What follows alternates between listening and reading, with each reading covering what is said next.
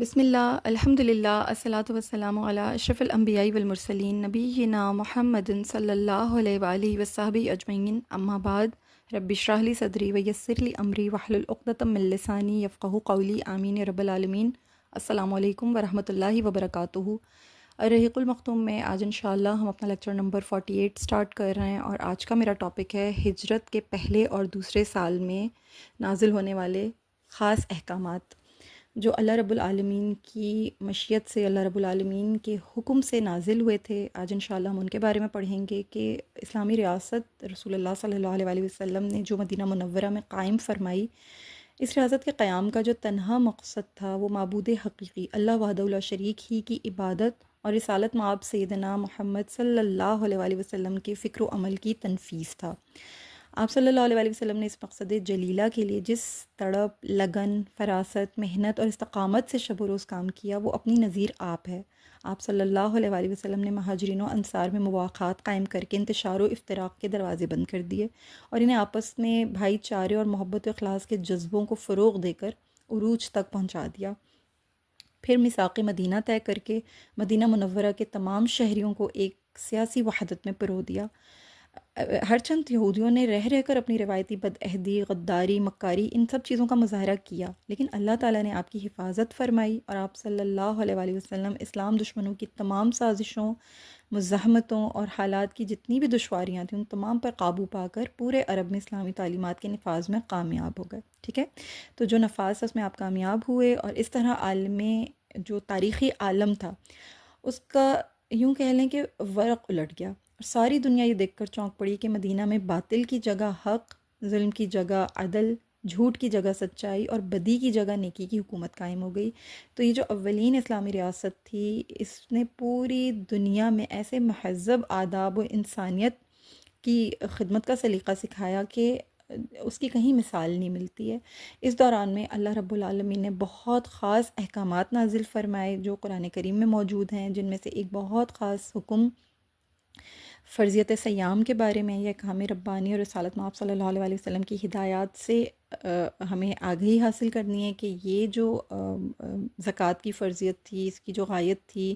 مسلم معاشرے میں اس کی زبردست اہمیت، صدقے کی فضیلت، صدقہ فطر، پھر اولین نماز عید، یہ سارے ایمان افروز احوال انشاءاللہ تعالی ہم آج کے اس ٹاپک میں سمجھیں گے، پڑھیں گے۔ پھر یہ کہ تحویل قبلہ، اس میں کون سی حکمتیں تھیں اور ان کی برکتوں کا بھی ہم احاطہ کریں گے، کوشش کریں گے انشاءاللہ اس کے بارے میں بھی سمجھیں۔ پھر یہ کہ جو تحویل قبلہ کے بعد اللہ رب العالمین نے جو قتال فرض کی تھی مسلمانوں کے اوپر، قتال کا جو حکم آیا تھا، یعنی جہاد فی سبیل اللہ کا جو حکم آیا تھا، انشاءاللہ ہم ان تمام چیزوں کو بھی آج کے اس لیکچر میں کور کرنے کی کوشش کریں گے۔ شروع کرنے سے پہلے اللہ تعالیٰ سے دعا ہے کہ اللہ تعالیٰ ہمیں جو کچھ بھی آج ہم سیکھیں، پڑھیں، سمجھیں، اس پہ اللہ رب العالمین ہمارے لیے تمام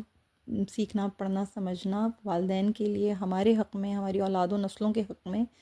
قبول فرمائے، اسے صدقہ جاریہ فرمائے، اور اللہ تعالیٰ اسے ہمارے لیے آخرت کا زاد راہ بنائے۔ اللہ کے اور اللہ کے حبیب صلی اللہ علیہ وآلہ وسلم کی خوشنودی حاصل کرنے کا یہ تمام چیزیں ذریعہ بن جائیں،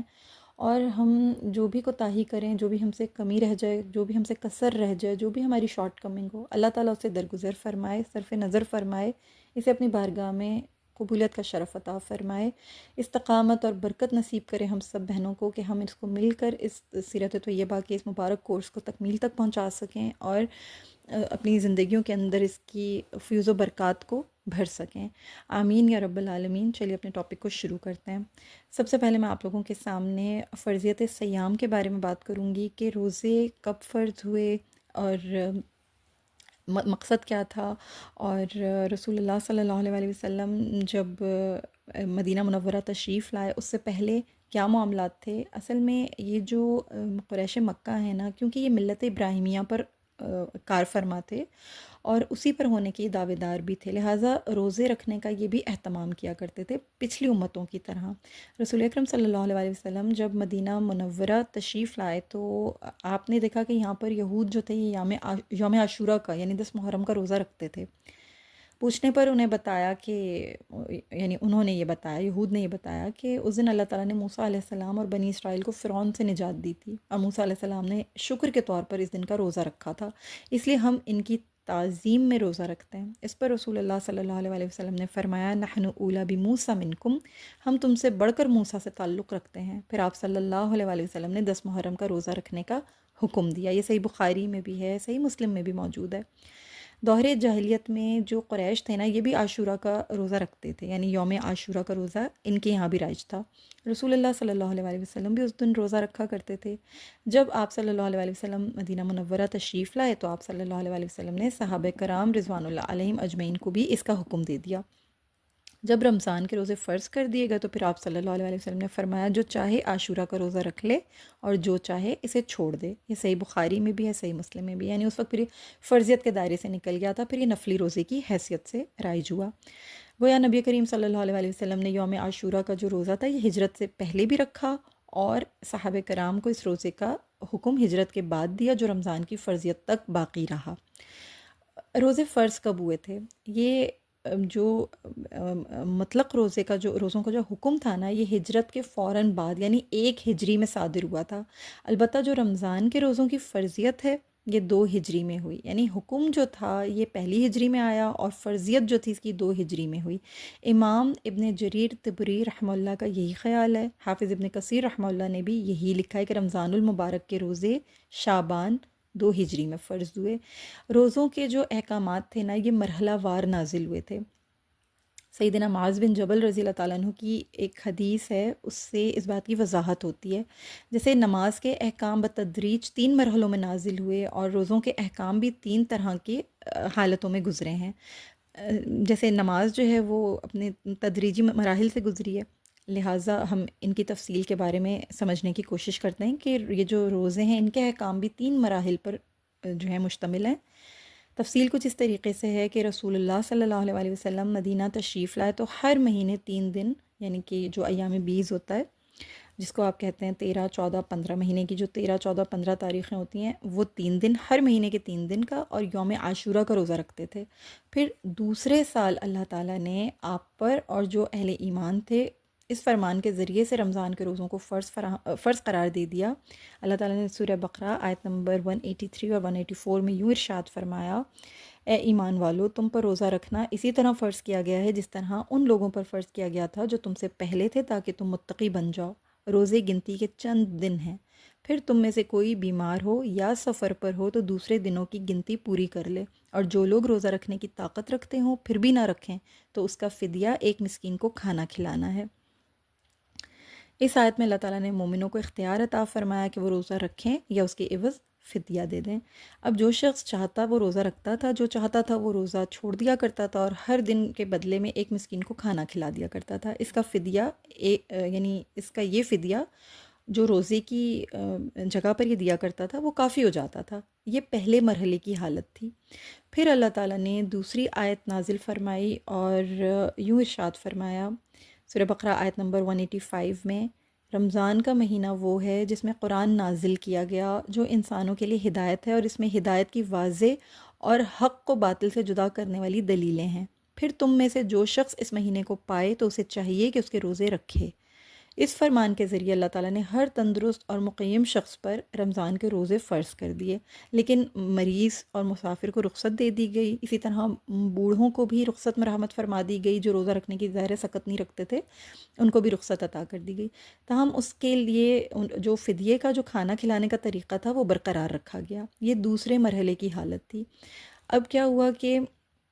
اس وقت تک روزے کی جو صورت تھی وہ یہ ہوتی تھی کہ لوگ رات کو سونے سے پہلے کھا پی لیا کرتے تھے، یعنی پہلے کھا پی سکتے تھے رات کو سونے سے پہلے، اور جو وظیفہ زوجیت ہوتا تھا وہ بھی ادا کر سکتے تھے۔ جب سو جاتے تھے تو اگلی شام تک ان کاموں سے باز رہنے کے پابند ہوتے تھے۔ پھر یوں ہوا کہ ایک انصاری صحابی تھے جن کا نام غالباً جو آتا ہے کتابوں میں، جو سیرہ کی کتابوں میں آتا ہے وہ آتا ہے سزمہ، یعنی صاد زال میم ہا،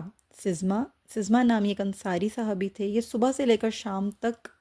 دن بھر روزے کی حالت میں کام کیا کرتے تھے۔ جب شام ہوئی تو اپنے گھر پہنچے، عشاء کی نماز ادا کی، پھر کچھ کھائے بغیر ہی ان کو نیند آ گئی، یہ سو گئے۔ صبح انہوں نے روزے کی حالت میں ہی، یعنی ان کی جو صبح ہوئی وہ روزے کی حالت میں ہی ہوئی۔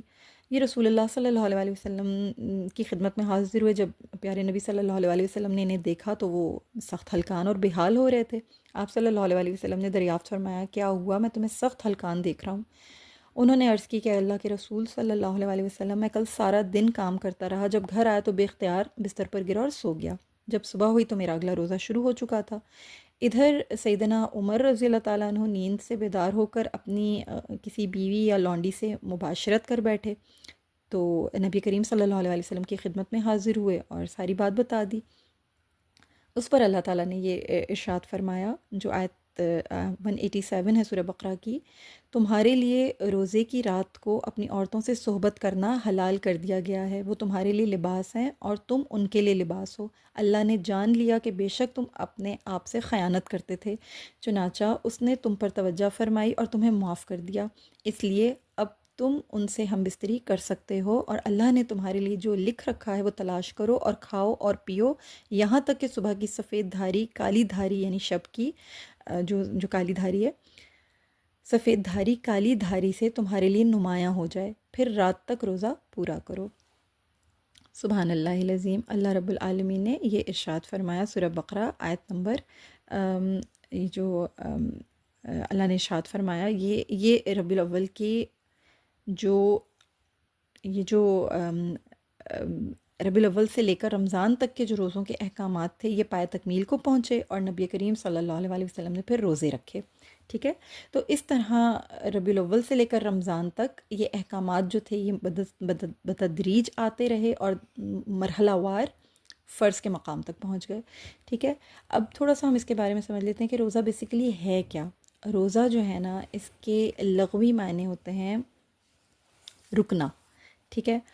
بعض علماء کرام نے اس کی دلیل کے طور پر سیدہ مریم سلام اللہ تعالیٰ علیہ کا جو یہ قصہ ہے جو قرآن میں اللہ تعالیٰ نے نقل فرمائی ہے، ان کی جو یہ حضرت مریم سلام اللہ تعالیٰ علیہ نے جو یہ فرمایا تھا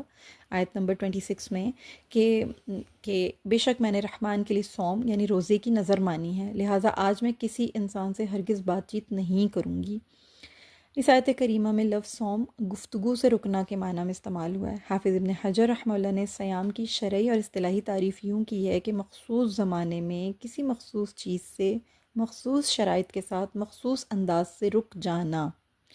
علامہ راغب اصفہانی رحمہ اللہ کہتے ہیں صوم کے معنی کسی کام سے رک جانے کے ہیں، اس لیے جو گھوڑا چلنے سے رک جائے اسے صائم کہتے ہیں. اصطلاحی طور پر صوم کے معنی ہیں مکلف کا فجر سے مغرب تک نیت کے ساتھ کھانے پینے ازدواجی تعلقات قائم کرنے اور ارادتاً قے کرنے سے رک جانا. ٹھیک ہے، تو یوں روزے کے جو یعنی صوم کے جو معنی ہیں رک جانے کے ہیں. ٹھیک ہے، تو روزہ جو ہے یہ بہت ہی بڑا ایک ہمیں درس صبر دیتا ہے، اور آپ جانتے ہیں کہ رمضان کا جو مہینہ ہے یہ ہے ہی صبر کا مہینہ، اسے صبر کا مہینہ قرار دیا گیا ہے. یوں بھی اس وقت مدینہ منورہ میں جو حالات درپیش تھے ان کی نزاکت کے پیش نظر فرضیت صیام کی جو اہمیت تھی اس کا بخوبی اندازہ کیا جا سکتا ہے کہ رسول اللہ صلی اللہ علیہ وسلم رمضان کے علاوہ بھی کثرت سے روزے رکھنے کے خوگر تھے. اس سے بھی یہ معلوم ہوتا ہے کہ روزہ کتنی اہم چیز ہے اور اس کا سیرت مقدسہ سے کتنا گہرا ربط ہے. روزوں کی جو حکمت ہے، اس کی جو فضائل و برکات ہیں، اس کے حوالے سے علماء کرام نے قرآن و سنت کی روشنی میں بہت سے اہم ہمیں نکات دیے ہیں، بہت تذکرہ فرمایا ہے. اور ہم سب جانتے ہیں کہ روزہ جو ہے وہ کتنی ساری اس کے اندر یعنی انسان کی اصلاح کے کتنے سارے پہلو ہیں. یہ بہت اہم ترین ایک فریضہ ہے، اور میں بہت زیادہ ڈیٹیل میں نہیں جاؤں گی کیونکہ روزہ رمضان اور اس کی جو فرضیت ہے، اس کی جو برکتیں ہیں، اس کی جو حکمتیں ہیں، اس کی جو ہمارے لیے جو اس کے اندر جو اصلاح کے پہلو ہیں وہ میں آپ کے سامنے بس اختصار کے ساتھ رکھوں گی کیونکہ یہ اپنے آپ میں ایک مستقل ٹاپک ہے، اور میں اگر اس کو زیادہ ڈیٹیل میں جاؤں گی تو پھر کافی لیکچر ڈریگ ہو جائے گا میرا. مجھے اس میں کافی ساری چیزیں ہیں، کافی سارے احکامات ہیں جن پہ روشنی ڈالنی ہے، تو میں آپ کے ساتھ بس اختصار کے ساتھ روزوں کے اوپر کچھ بات کرنا چاہتی ہوں. اور انشاءاللہ ہم لوگ ویسے ہی رمضان کے بالکل قریب ہیں، تو اور بہت سے دروس رمضان اور رمضان کی برکات اور روزے فرائض احکامات ان کی برکات ان کی خصوصیات سے متعلق آپ کی نظر سے انشاءاللہ گزریں گے. اللہ ہم سب کے علم میں اضافہ فرمائے. تو میں کچھ اختصار کے ساتھ آپ کے سامنے رکھتی ہوں. ایک تو یہ کہ اس میں حصول تقویٰ کا مؤثر ترین ذریعہ فراہم ہوتا ہے انسان کو، انسان کی اصلاح ہو جاتی ہے، کیونکہ جب انسان اسی وقت انسان کے اندر جو ہے یہ تقویٰ پیدا ہوتا ہے، اسی وقت اس کی اصلاح ممکن ہے جب اس کے اندر ایک خوف الہی کی شمع فروزاں ہو جائے، ٹھیک ہے نا؟ تو جب تک انسان روزے کی حالت میں رہتا ہے، صبح سے لے کر شام تک کھانے پینے خواہشات نفسانی سے اس لیے پرہیز کر رہا ہوتا ہے کیونکہ اسے اللہ تعالیٰ نے منع کیا ہوا ہے، لہٰذا وہ چاہے تو تنہا ہو کر، کسی کی آنکھ نہیں دیکھ رہی ہے، اکیلا ہے، سخت پیاس لگ رہی کچھ پی لے، سخت بھوک لگ رہی کچھ کھا لے، اس کے باوجود اس کا جو اندر سے جو اس کا اللہ رب العالمین کے فرمان الہی کی بجاوری کا جو ایک احساس ہوتا ہے نا، یہ تقویٰ ہوتا ہے، اور یہ تقویٰ ہی کا کمال ہوتا ہے کہ انسان اللہ کے خوف سے اور اللہ کے احترام سے کسی اس طرح کی جو چیزوں سے اس کو روکا گیا ہے ان چیزوں سے وہ رکا رہتا ہے۔ تقویٰ ایک ایسا خزانہ ہے جس میں دنیا و آخرت کی تمام بھلائیاں جمع ہیں، ٹھیک ہے نا؟ تو یہ اعمال صالح کی قبولیت کی ایک بہت بڑی بہت اہم کڑی ہے۔ تو اور ہم یہ بھی جانتے ہیں کہ روزوں کی فرضیت کی جو سب سے بڑی حکمت ہے وہ بھی تقویٰ کا حصول ہے، اسی لیے فرمان باری تعالیٰ ہے، اللہ تعالیٰ نے ارشاد فرمایا ہے کہ سورہ بقرہ آیت نمبر 183 میں کہ اے مومنو تم پر روزہ رکھنا اسی طرح فرض کیا گیا جس طرح ان لوگوں پر فرض کیا گیا تھا جو تم سے پہلے تھے، تاکہ تم متقی ہو جاؤ، یعنی تقویٰ کا حصول۔ روزے کی زبردست حکمت ہے کہ وہ جو نفس کی شہوتیں ہوتی ہیں نا ان سے روکتا ہے انسان کو، اور مرغوب چیزوں سے بھی روکتا ہے، ان سے بچاتا ہے، کھانا پینا کم کر کے انسان کے باطن میں جو شیطان کے نفوذ ان کا سدباب کرتا ہے، اسی لیے انسان سے پھر گناہ کے کام بھی کم سر انجام دیتا ہے، انسان کم سرزد ہوتے ہیں، یہی تقویٰ کا تقاضا ہے۔ لہٰذا تقویٰ کا حصول بہت مؤثر ترین ذریعہ ہے روزہ تقویٰ حاصل کرنے کے لیے۔ روزہ گناہوں کے سامنے ایک ڈھال کا کام کرتا ہے، جیسے کہ حدیث قدسی ہے کہ روزے کو گناہوں کے آگے ڈھال قرار دیا اللہ رب العالمین نے۔ آپ اللہ رب العالمین کا ارشاد مبارک ہے، یہ حدیث قدسی ہے کہ آدم کے بیٹے کے تمام اعمال اسی کے لیے ہیں سوائے روزے کے کہ وہ میرے لیے ہوتا ہے اور میں خود اس کی جزا دوں گا، روزہ ڈھال ہے۔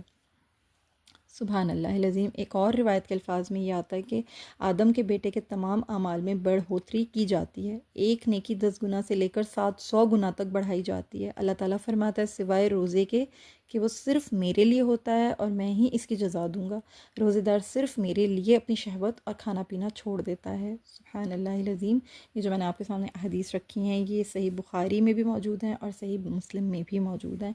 ٹھیک ہے؟ تو ہم جانتے ہیں کہ یہ کتنا بڑا ذریعہ ہے، گناہوں سے ڈھال کا کام کرتا ہے۔ پھر ہے ہی صبر کا مہینہ رمضان، اس میں حکمتیں ہی حکمتیں ہیں۔ سب سے بڑی اور سب سے اہم حکمت یہ ہے کہ یہ صبر کی افزائش کرتا ہے۔ صبر آپ جانتے ہیں طلوع فجر سے غروب آفتاب تک محرمات کے ساتھ ساتھ حلال چیزوں سے بھی رکے رہنے، اس کا ہی نام صبر ہے۔ یہ بہت بڑا امتحان ہوتا ہے۔ روزے سے اسی قوت ارادی کی پرورش مقصود ہے جس کے ذریعے انسان میں شہوانی اور نفسانی خواہشات کے خلاف صبر کی صلاحیت پیدا ہوتی ہے۔ اسی صبر کے ذریعے ان اوامر الہی کی پاسداری کی جا سکتی ہے جن میں سے ایک اہم امر رسالت محمدیہ صلی اللہ علیہ وآلہ وسلم کی ترویج و اشاعت ہے۔ پھر دیکھیں اس میں کیا ہوتا ہے کہ تمام جتنی بھی عبادات ہیں نا ان میں انسانوں کو اوروں سے واسطہ پڑتا رہتا ہے اور دوسرے لوگ اس کی عبادت سے آگاہ ہوتے ہیں، اس میں ریاکاری کا دخل بھی ہو سکتا ہے، لیکن روزہ ایسی ایک عبادت ہے جس کا صرف اور صرف علم اللہ تعالیٰ کو ہوتا ہے، اس کا علم اور کسی کو نہیں ہوتا۔ تو یہ تقویٰ کی ایسی مشق ہے جو پورا مہینہ جاری و ساری رہتی ہے اور انسان صبر کر کے ہی اس میں پورا اتر پاتا ہے، اور رمضان کو شہر الصبر بھی کہا جاتا ہے، یعنی صبر کا مہینہ۔ اس میں رسول اللہ صلی اللہ علیہ وسلم نے اس رمضان کو شہر الصبر کہا ہے، یعنی صبر کا مہینہ قرار دیا ہے۔ اس کا مقصد ہی یہ ہے کہ اس میں انسان کی جو صبر کی جو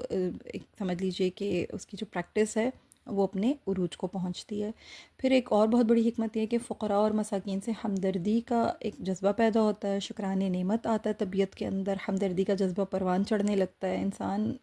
غمخوار بنتا ہے دوسروں کا، خاص طور پہ یہ سوچنے پر مجبور ہو جاتا ہے کہ جو اشیاء خورد و نوش ہم نے محض چند گھنٹے کے لیے روکی تھیں، کتنا مشکل تھا ان کو ترک کرنا، اور جو بیچارے ان نعمتوں سے یکسر محروم ہوتے ہیں ان کا کیا حال ہوتا ہوگا۔ وہ بوڑھے لوگ جو روزہ رکھنے کی ہمت نہیں پاتے، وہ مریض جنہیں شفا یابی کی توقع نہیں ہے، ان کی طرف سے ہر روزے کے بدلے میں ایک مسکین کو کھانا کھلانے کا حکم بھی اصل میں یہی راز ہے، اس کے اندر بھی یہی راز چھپا ہوا ہے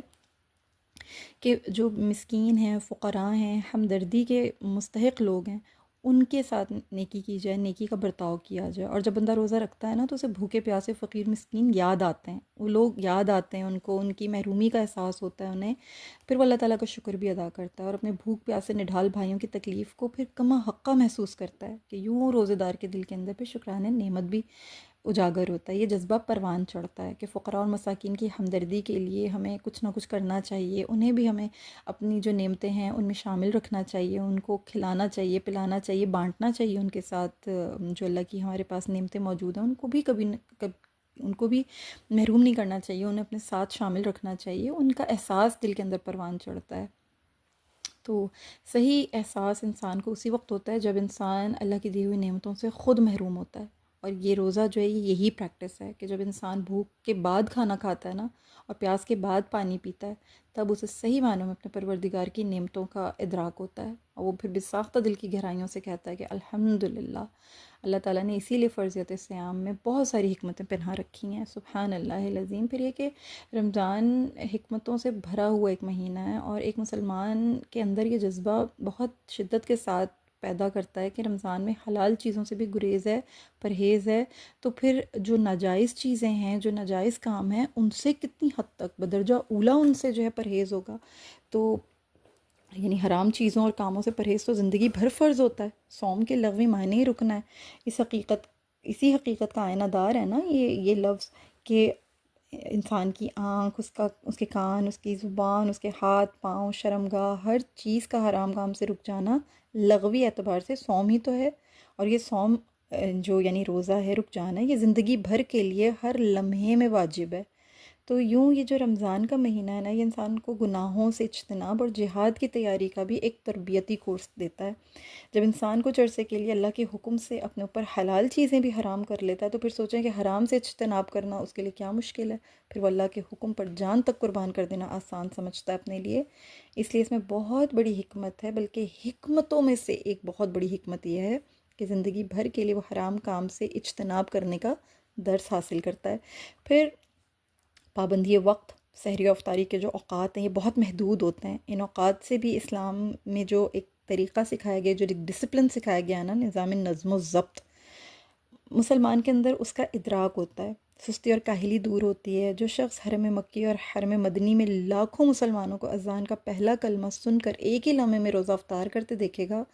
سوچیں اسے مسلمانوں کے نظم و ضبط کا کتنا صحیح معنوں میں احساس اور ادراک ہو جائے گا۔ یعنی جیسے ہی اللہ اکبر سنائی دیتا ہے، سب ایک ساتھ روزہ کھولتے ہیں، اور جیسے ہی آپ روزہ بند کر رہے ہوتے ہیں وہاں پہ حرم میں، آپ دیکھتے ہیں حرم مکی اور حرم مدنی میں، تو سب ایک ساتھ اس روزے کو بند کرتے ہیں۔ نماز بھی اسی طرح کی ڈسپلن کی ایک ایگزامپل ہے۔ تو سبحان اللہ، ہماری جو بھی دینی عبادتیں ہیں، جو بھی ہماری پریکٹسز ہیں، وہ ان تمام چیزوں میں ہمیں ڈسپلن بھی دیتی ہیں، ہمیں وقت کا پابند بھی بناتی ہیں۔ پھر جہاں تک اس کے جسمانی اور روحانی جو اس کے فوائد ہیں، وہ بھی ہم جانتے ہیں کہ اس مقدس عمل سے بہت سے روحانی اور جسمانی فوائد ہمیں میسر آتے ہیں۔ یعنی ہمارا جو ڈائجسٹو سسٹم ہے وہ یعنی وہ بہت بہتر ہو جاتا ہے، اور جو انسان کے جو جسم کے جو دیگر اعضاء ہیں وہ بھی بہت سارے فوائد حاصل کرتے ہیں۔ بہت سارے محققین نے، بہت سارے ریسرچرز نے ان باتوں کے اوپر ریسرچ کی ہے کہ یہ تو ایک بہت کھلم کھلا سمجھ لیں کہ ایک طبی معجزہ ہے۔ جو لوگ بہت سارے پورا سال، جو لوگ بہت ساری یعنی جسمانی بیماریوں میں مبتلا رہتے ہیں یا نفسیاتی مسائل کا شکار رہتے ہیں، ان کو روزہ بہت جلدی صحت کی طرف لے کر آتا ہے۔ شوگر لیول کنٹرول ہو جاتا ہے، کولیسٹرول لیول کنٹرول ہو جاتا ہے، بلڈ پریشر اعتدال میں آ جاتا ہے، حالات کا جو دباؤ، جو سٹریس ہوتا ہے انسان پہ، وہ مینج ہونا شروع ہو جاتا ہے، جو انسان کا جو اعصابی جو کھچاؤ ہوتا ہے وہ بہتر ہو جاتا ہے، ذہنی تناؤ ختم ہو جاتا ہے، بہت ساری نفسیاتی پریشانیوں سے چھٹکارا دلاتا ہے روزہ۔ اور روزہ جسم میں جو ہمارا جو بلڈ سرکولیشن ہے اس کو بھی فاسٹ کرتا ہے، اور جسم کے اندر نا تطہیر ہوتی ہے، یعنی جسم پاک ہونے لگتا ہے، ہمارا میٹابولزم فاسٹ ہو جاتا ہے۔ انسانی جسم سے جو تیزابی مادے یعنی ایسیڈک جتنے بھی کمپاؤنڈز ہوتے ہیں وہ نکلتے ہیں، جو فارن پارٹیکلز ہیں، جو فضلات ہیں، وہ ایکسکریٹ آؤٹ ہوتے ہیں، اس سے دماغی صلاحیتوں کو بھی جلا ملتی ہے۔ پھر موٹاپا، وزن گھٹانے کے لیے، پیٹ کم کرنے کے لیے خصوصی طور پہ بہت مفید ایک اللہ تعالیٰ نے ایک پریکٹس رکھی ہے ہمارے لیے، خاص طور پہ نظام ہضم جو ڈائجسٹو سسٹم ہے اس کی اصلاح کرتا ہے روزہ، اسے بہتر بناتا ہے، اور بہت ساری بیسیوں ایسے امراض ہیں جن کے لیے بہت شافی ہے، بہت شفا ہے روزے کے اندر۔ تو روزہ جو ہے یہ اپنی برکات کے ساتھ ایک بہت ہی خوبصورت، بہت ہی بہترین پریکٹس ہے مسلمانوں کے لیے، اور اس کے بہت سے فیوز ہیں، بہت سی برکات ہیں۔ انشاءاللہ تعالیٰ یہ ایک مستقل ٹاپک ہے، ہم پھر کبھی اس کے اوپر ڈیٹیل میں بات کریں گے۔ میں نے آپ کو چند باتیں اختصار کے ساتھ سمجھائی ہیں۔ پھر صدقہ فطر کی فرضیت اس کے اندر بہت خاص رکھتی تھی۔ اس اسلامی جو شروع کا جو وقت ہے، جو پہلی اور دوسری ہجری کے جو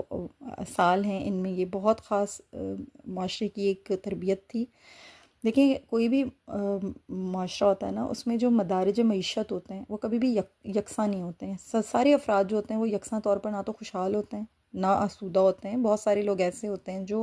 جو بیچارے مسکین ہوتے ہیں، غریب ہوتے ہیں، غربا ہوتے ہیں، اور بہت سے لوگ ایسے ہوتے ہیں جو بہت آسودہ حال ہوتے ہیں۔ سب لوگوں کو ایک لیول پر خوش رکھنا، اور جو آپ خوشیاں منا رہے ہو ان خوشیوں میں ان کو شامل رکھنا، یہ ایک بہت بڑی اسلام کی دی ہوئی پریکٹس ہے۔ اسلام نے ایسے کچھ اصول وضع فرمائے جن کی بدولت تمام لوگوں کو ایک وقت میں ہی خوشیوں کے مواقع فراہم کیے گئے۔ 2 ہجری میں رمضان المبارک کے جو روزوں کی فرضیت ہوئی تھی نا، اس کے متصل بعد ماہ رمضان ہی میں صدقہ فطر بھی فرض کر دیا گیا۔ تو صدقہ فطر کی فرضیت جو تھی، یہ بھی یاد رکھیے گا کہ 2 ہجری میں رمضان المبارک کے روزوں کی فرضیت کے ساتھ ہی رمضان ہی کے مہینے میں فرض کر دی گئی تھی۔ مسند احمد وغیرہ کی حدیث میں صدقہ فطر کی فرضیت کا بیان ان الفاظ میں موجود ہے۔ اللہ کے رسول صلی اللہ علیہ وسلم نے عید الفطر سے 2 روز پہلے خطبہ دیتے ہوئے ارشاد فرمایا تھا کہ 2 دن کے اندر اندر گندم یا کھجور یا جو کا ایک سا ادا کرو۔ سا جو ہوتا تھا نا، ایک پورا ڈرم ہوتا تھا، ایک پورا بالٹی، ایک پورا کپ جیسے جس طرح ہوتا ہے، اس طرح کا ایک ہوتا تھا، ایک سا، وہ ادا کرو۔ یہ ہر آزاد غلام اور چھوٹے بڑے پر فرض ہے۔ تو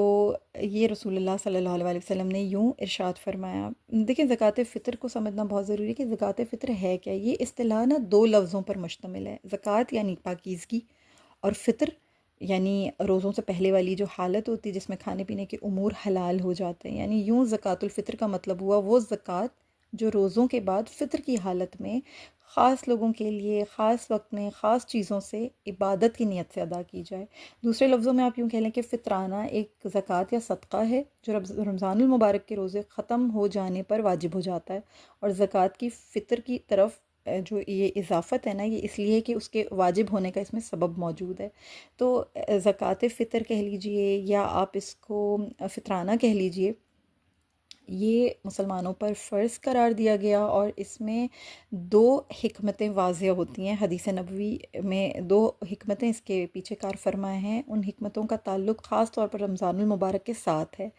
پہلی جو حکمت ہے وہ یہ ہے کہ دیکھیں کوتاہی کا ازالہ ہو جاتا ہے۔ ہر انسان اپنے قول و فعل میں غلطی کا شکار ہوتا ہی رہتا ہے۔ رمضان المبارک میں بھی ہم پوری کوشش کرتے ہیں کہ ہم سے کوئی کوتاہی نہ ہو، کوئی غلطی نہ ہو، کسی گناہ کا ارتکاب نہ ہو، لیکن ہو ہی جاتا ہے، کسی نہ کسی کمی کوتاہی کا ارتکاب ہو ہی جاتا ہے۔ تو صدقہ فطر کیا کرتا ہے کہ اس کا مقصود یہ ہے کہ ان کوتاہیوں کی تلافی ہو جائے۔ وہ جو کوتاہیاں ہو جاتی ہیں، جو کمیاں رہ جاتی ہیں، جو قصور ہو جاتے ہیں، ان سے جو ہے تلافی ہو جائے، ان کا ازالہ ہو جائے، اس لیے اس کو فرض قرار دیا گیا ہے۔ جیسا کہ سیدنا ابن عباس رضی اللہ تعالیٰ عنہما بیان کرتے ہیں کہ رسول اللہ صلی اللہ علیہ وسلم نے صدقہ فطر روزے دار کو لغو اور بیہودہ باتوں سے پاک کرنے اور مسکینوں کو خوراک کی فراہمی کے لیے فرض قرار دیا۔ ٹھیک ہے، تو سنن ابی داؤد میں بھی یہ حدیث ہے، سنن ابن ماجہ میں بھی ہے، اور المستدرک الحاکم میں بھی ہے۔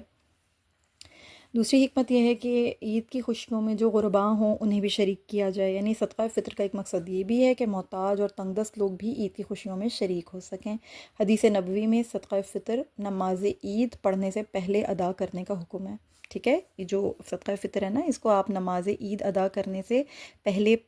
ادا کر دیں۔ تو اس کے بارے میں حدیث آتی ہے، سنن ابی داؤد میں بھی ہے، سنن ابن ماجہ میں بھی، المستدرک الحاکم میں بھی ہے۔ آپ صلی اللہ علیہ وسلم کا فرمان مبارک ہے، جس نے صدقہ فطر نماز عید سے پہلے ادا کیا تو اس کے لیے یہ مقبول فطرانہ ہے، اور جس نے اسے نماز عید کے بعد ادا کیا تو یہ ایک عام صدقہ ہے۔ یعنی پھر صدقہ فطر نہیں کہلائے گا، یہ زکوٰۃ الفطر نہیں ہوگی، یہ ایک عام صدقے کی حیثیت رکھتا ہے، اس لیے اسے پہلے ادا کرنا ہوتا ہے، ٹھیک ہے، الحمدللہ۔ پھر نماز عید مسلمانوں نے ادا کی تھی 2 ہجری میں ہی، رمضان المبارک کے بعد جو سب سے پہلے نماز ادا کی تھی نا مسلمانوں نے، وہ عید کی نماز تھی۔ یہ خوشگوار مسلمانوں کے ساتھ اتفاق تھا کہ مسلمانوں نے جو اپنی زندگی میں سب سے پہلے عید منائی تھی نا، وہ یہی عید تھی۔ اور سبحان اللہ العظیم کہ یہ دن، یہ موقع جو ہے، یہ جنگ بدر کی فتح مبین کے بعد نصیب ہوا تھا مسلمانوں کو۔ تو ان شاء اللہ تعالیٰ میں آپ لوگوں کے ساتھ جنگ بدر کا جب مقام آئے گا تو میں آپ لوگوں کے ساتھ اس کا بھی ذکر کروں گی۔ یہ ایسا خوشگوار موقع تھا کہ یہ عید سعید، جس کی سعادت اللہ تعالیٰ نے مسلمانوں کے سر پر فتح عزت کے بعد، یعنی فتح و عزت کا جو تاج اللہ نے سروں پر رکھا تھا، اس کے بعد یہ موقع عطا فرمایا تھا۔ کتنا خوبصورت، کتنا ایمان افروز موقع ہوگا۔ اس نماز عید کا منظر آپ اپنے ذہنوں میں لائیں کہ جب مسلمانوں نے اپنے گھروں سے نکل کر تکبیر و توحید کہی ہوگی، تسبیح و تحمید کی آوازیں بلند کی ہوں گی، پھر میدان کی طرف جا کر نماز ادا کی ہوگی، مطلب کیا کیفیت ہوگی، کیا وہ ماحول ہوگا اس وقت۔ مسلمانوں کی یہ حالت تھی کہ دل اللہ تعالیٰ کی دی ہوئی نعمتوں پر اور غیبی مدد کے سبب اس طرح اس حد تک یعنی ان کی جو جذبات تھے، ان کے اندر اتنی رغبت تھی، وہ اتنے یعنی اللہ کی محبت سے سرشار تھے، معمور تھے کہ ان کی پیشانیاں اس کے اللہ کے شکر سے جھکی جا رہی تھیں اور اللہ تعالیٰ کی نعمتوں کا شکر ادا کر رہے تھے۔ تو اللہ تعالیٰ نے اس موقع پر سورہ انفال کی آیت نمبر 26 میں یہ ارشاد فرمایا، اور یاد کرو جب تم بہت تھوڑے تھے، زمین میں کمزور سمجھے جاتے تھے، تم اس بات سے ڈرتے تھے کہ کہیں لوگ تمہیں اچک نہ لے جائیں، تو اللہ نے تمہیں ٹھکانہ دیا اور اپنی نصرت کے ساتھ تمہاری تائید کی اور تمہیں پاکیزہ چیزوں سے رزق دیا تاکہ تم اس کا شکر کرو۔ سبحان اللہ العظیم۔ تو الحمدللہ ہم نے یہ چیز بھی سمجھ لی۔ انشاءاللہ جب جنگ بدر کا موقع آئے گا، مقام آئے گا، میں آپ لوگوں کے سامنے اس کا بھی ذکر کروں گی۔ فی الحال میں آپ لوگوں کو پہلی نماز عید کے بارے میں بتا رہی ہوں کہ مسلمانوں نے 2 ہجری میں رمضان المبارک کے بعد سب سے پہلی جو نماز ادا کی تھی وہ یہی تھی، ٹھیک ہے۔ پھر زکوٰۃ کی فرضیت بھی ہوئی، یہ بھی ایک تاریخی فرضیت، اس کی بھی ایک بہت اہم تاریخ ہے، اور مورخین کی رائے یہ ہے کہ زکوٰۃ 2 ہجری کو شوال کے مہینے میں فرض کی گئی تھی، ٹھیک ہے۔ تو میں آپ کو اس کے بارے میں بھی بتاتی ہوں کہ بعض اہل علم کے مطابق زکوٰۃ جو ہے وہ مکہ ہی میں فرض ہو گئی تھی، اور جو اس کی جو فرضیت ہے اور جو اس کا جو نصاب ہے نا، وہ مدینہ منورہ میں جو ہے یعنی کہ مسلمانوں پر فرض ہوا تھا۔ اس کی فرضیت جو تھی پہلے نازل ہوئی تھی، ٹھیک ہے۔ اور یعنی یوں کہہ لیجئے کہ مسلمانوں کو مکہ میں بھی زکوٰۃ اور احسان کا حکم دیا گیا تھا، لیکن زکوٰۃ کے جو فرائض تھے، جو نصاب مدنی تھے، وہ مدنی دور میں مقرر ہوئے۔ جو نصاب بیان کیا گیا وہ پھر مکہ میں موجود نہیں تھا، حکم ضرور تھا، حکم پہلے نازل ہوا تھا۔ فرضیت زکوٰۃ کے حوالے سے مورخین کرام کے الفاظ بھی یہی بتاتے ہیں کہ جو نصاب والی جو زکوٰۃ ہے نا، یہ 2 ہجری میں فرض ہوئی تھی، ٹھیک ہے۔ تو آپ نے اس بات کو یاد رکھنا ہے۔ زکوٰۃ کے معنی کیا ہوتے ہیں؟ اس کے لغوی معنی یہ ہوتے ہیں کہ بڑھوتری اور پاکیزگی، ٹھیک ہے۔ جب کوئی چیز یعنی معنی نمو اور بڑھوتری کے ہیں، زکوٰۃ کے معنی بیسیکلی کیا ہوتے ہیں؟ بڑھوتری یا نمو، اور زکوٰۃ سے مراد یہ ہے درستی، یعنی درستی بھی کرنا۔ اس کی جو زکوٰۃ کا جو مال کی جو زکوٰۃ ہے وہ معروف ہے، یعنی مال کی زکوٰۃ سے مراد کیا ہے؟ اس کو پاکیزہ کرنا۔ تو شرعی اصطلاح میں زکوٰۃ کی تعریف کرتے ہوئے علامہ ابن عثیمین رحمہ اللہ لکھتے ہیں، مخصوص گروہ یا جہت یعنی مد کے لیے مخصوص اموال میں سے شرعی طور پر واجب مقدار نکال کر اللہ تعالیٰ کا تقرب حاصل کرنے کا نام زکوٰۃ ہے، ٹھیک ہے۔ تو یہ الحمدللہ ہمیں پتہ چلا کہ زکوٰۃ بھی فرض ہوئی تھی مسلمانوں کے اوپر، اور اس میں بھی بہت سی خوبیاں تھیں، بہت سی حکمتیں تھیں، بہت سی برکتیں عیاں تھیں جو سامنے آئیں کہ نفسی بخل اور کنجوسی کی تطہیر ہوئی، کرم و سخاوت پر معاشرے کو مائل کیا گیا، اور فقراء اور مساکین کی مدد کے لیے عادی کیا گیا، اور اجر و ثواب حاصل کرنے کے لیے اللہ رب العالمین کی رحمت سے ہمکنار ہونے کے لیے مسلمانوں کو ایک تربیت دی گئی۔ اور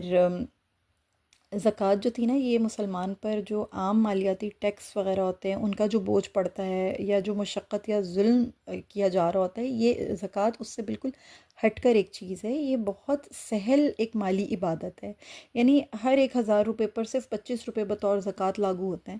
جو اسلام پر خلوص دل سے ایمان رکھنے والا مسلمان ہے، وہ نہایت خوش دلی سے اس کو ادا کر دیتا ہے، اتنے مقدس و مستحسن مالی فریضے کی ادائیگی سے کوئی بھی سچا مسلمان کبھی نہیں گھبراتا. تو یہ کوئی اتنا بڑا بوجھ نہیں ہے، بلکہ یہ تو مستحق لوگوں کو ادا کرنا ہی کرنا ہے. ٹھیک ہے، یہ اس طرح کا مال ہے، یہ اس طرح پاک کرتا ہے آپ کے مال کو کہ مستحق تک زکوٰۃ پہنچ جاتی ہے، اور آپ کا مال جو ہوتا ہے وہ اللہ کی راہ میں پاک اور صاف ہو جاتا ہے، کیونکہ آپ نے دیا ہی اللہ کی راہ میں ہوتا ہے. ٹھیک ہے. اس کے دینی فوائد ہیں، اس کے بہت سے دینی فوائد ہیں، اور یہ ایک اساسی رکن بھی ہے جس کی ادائیگی دنیا اور آخرت میں بندے کی نیک بختی اور کامرانیوں کامیابی پر اس کا دار و مدار ہے. بندے کو اللہ کا قرب ادا کرنے کے لیے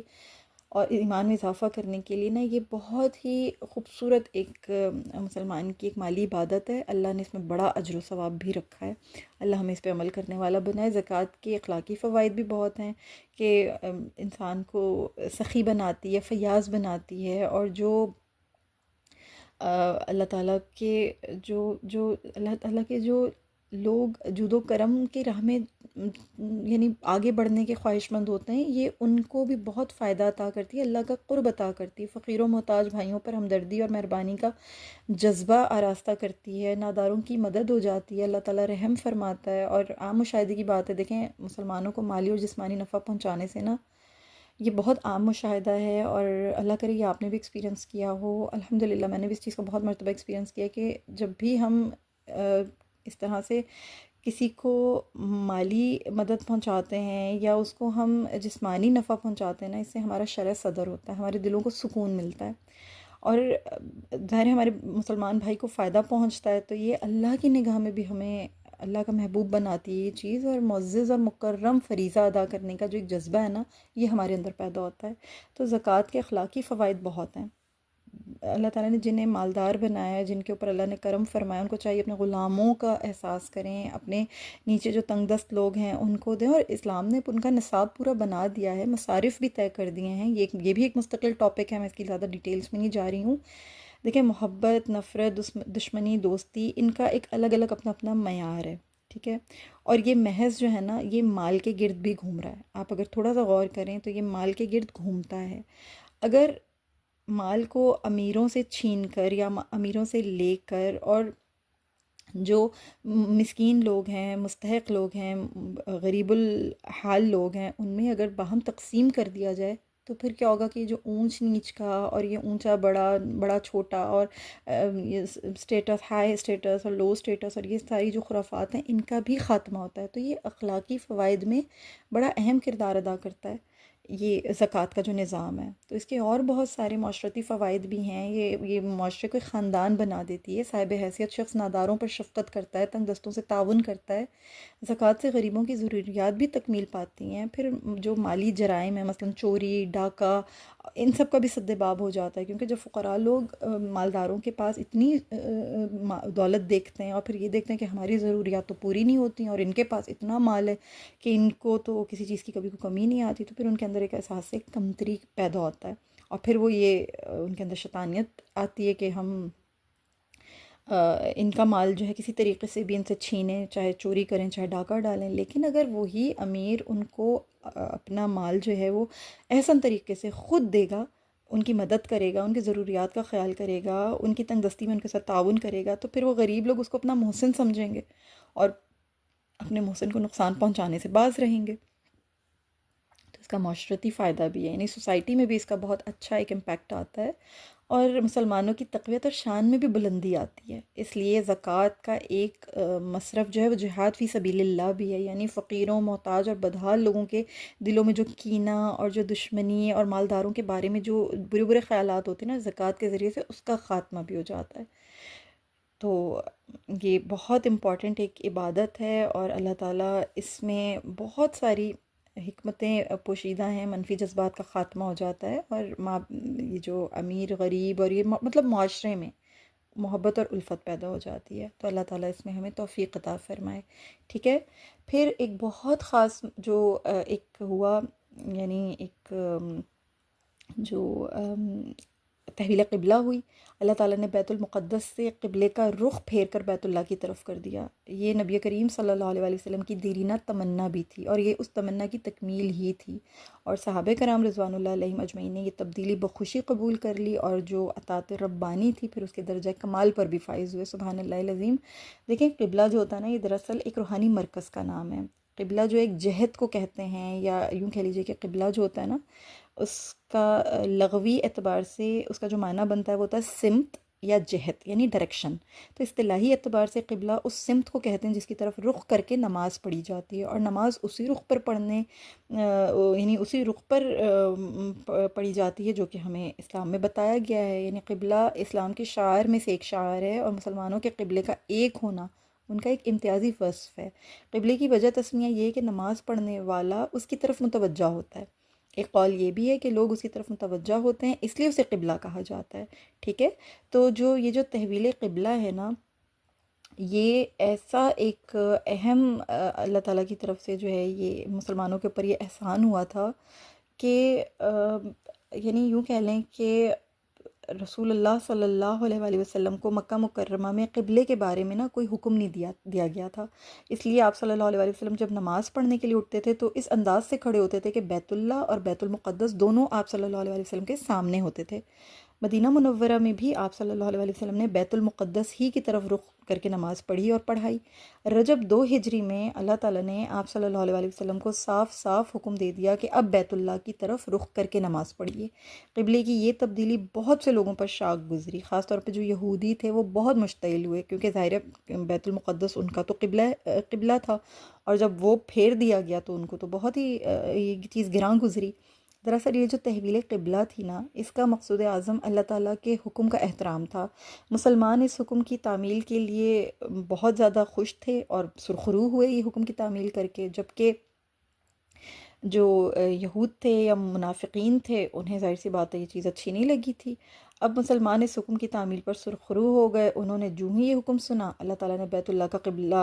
کو یعنی قبلہ بنا دیا ہے، تو انہوں نے اپنی جگہ ایک لمحے کا بھی تعامل نہیں کیا، توقف نہیں کیا، بلکہ وہ کیے بغیر عین حالت نماز میں بیت المقدس کی طرف سے منہ موڑ لیا اور بیت اللہ کے رخ پر نماز پڑھنے لگے۔ اور صحیح بتاؤں تو یہ اطیع اللہ و اطیع الرسول کا ایک بے مثال مظاہرہ تھا، سبحان اللہ العظیم۔ جیسے اللہ تعالیٰ نے سورہ بقرہ آیت نمبر